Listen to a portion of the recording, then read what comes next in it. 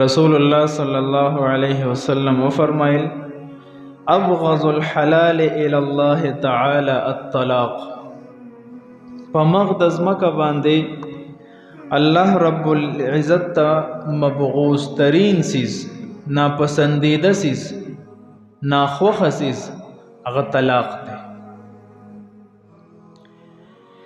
طلاق چې چونکې الله ته ناخوخه دی، په دغه وجه باندې فقها فرمایي چې د اصل په اعتبار سره دا طلاق ممنوع سیز دی، منع دی، خو لیکن د ضرورت په بنا باندې دا طلاق جایز کړی شوی دی او مباح ګرځولی شوی دی. د طلاق په وجه باندې د دوه خاندانونو په مابین کې جدایي راشي. د طلاق په وجه باندې دوه خاندانونو په مابین کې بغض، کینه، حسد، نفرت پیدا شي. بعض اوقات د طلاق په وجه باندې دوه خاندانونو په مابین کې دشمنی پیدا شي.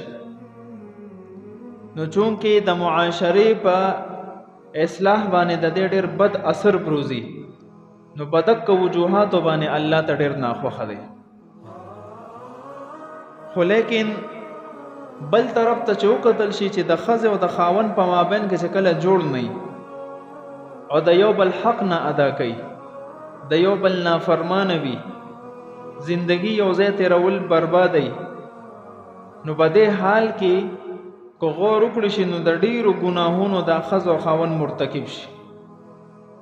که ښځه د خاوند نافرمانی کوي او حق نه پوره کوي نو د یو لوی عذاب مستحق ګرځي. دغه شان کو خاوند د ښځې حقوق نه ادا کوي نو عند الله مجرم دی. په دغه نسبت باندې که وګورو نو که طلاق نه واقع کېږي هم په ګناه کې اخته دی، او که طلاق ورکوي نو طلاق الله ته ناخوښه دی.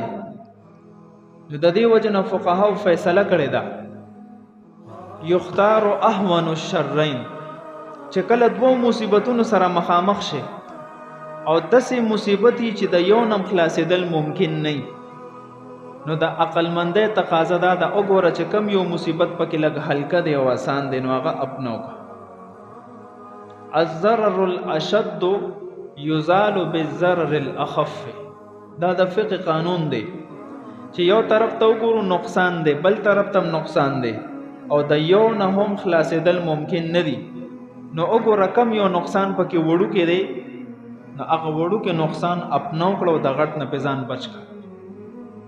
یو طرف ته مثلا د 1 کروڑ روپو تاوان دی او بل طرف ته دا 1 لک روپو تاوان دی او د یو نم خلاصېدل ممکن نه دی، نو دا 1 لک روپو تاوان اپنو که چې د 1 کروڑ نه به بچ. دا د فقه یو قانون شو. په دغه نسبت باندې کو وکتل شي د شریعت په نظر کې بیا ښځې ته د یو څو امورو په وجه باندې طلاق ورکول شي. بیا د طلاق اختیار کو وکتل شي نو شریعت سړي ته ورکړی دی، چونکې په سړي کې قوت د فیصلې